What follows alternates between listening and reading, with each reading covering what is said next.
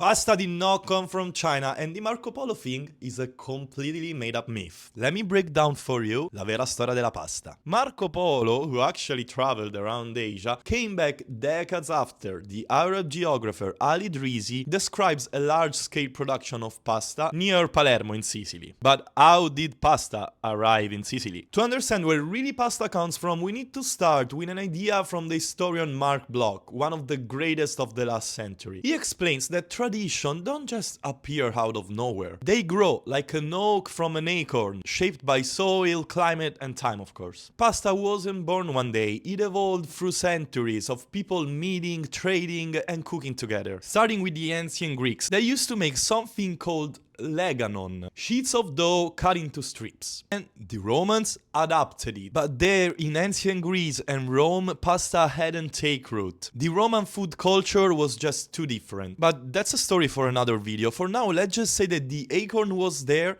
but the soil wasn't ready. Solo dopo, in medieval Sicily, under a strong Arab influence, things changed. In the 12th century, as we say, the geographer Al Idrisi described dry pasta called tria being produced near Palermo and exported all over the Mediterranean. That's when pasta truly began to flourish. Centuries later, in the 17th century Naples, the story continued. The city was growing incredibly fast, full of workers who needed fast, cheap and filling food, while pasta was just perfect. Thanks of course to the southern sun to dry the pasta and new tools like the mechanical press and granola, pasta became affordable and easy to produce. It turned into il cibo del popolo, the people's food. Poi, by the early 1900s, pasta went global. Italy was exporting hundreds of thousands of tons every year, especially to America, where immigrants transformed it in a symbol of Italian identity, for then start producing it there, or here I guess. So no,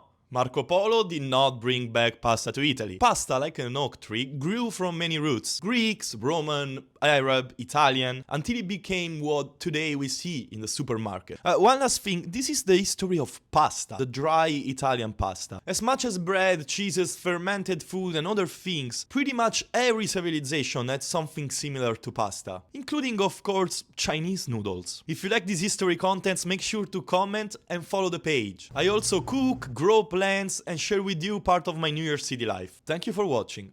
Ciao!